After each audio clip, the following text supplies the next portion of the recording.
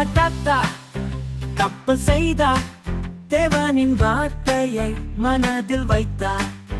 மழை வரும் முன் கப்பல் தயார், விசுவாசத்தில் நடந்தார். விசுவாசம் தேவையா? ஆம் ஆம் ஆம். ஆத்தா போல நடப்போமா? ஆம் ஆம் ஆம் ஆம். தேவனின் வார்த்தை கேட்டால் போதும், நமக்கும் ஆசி நிச்சயம் வரும்.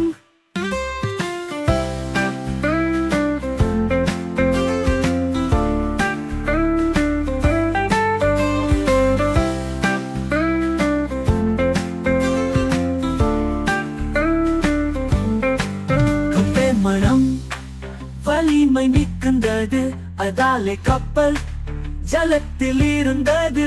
3 மாடி ஜீவனை காத்தது. நோவா தேவனை நம்பினார்.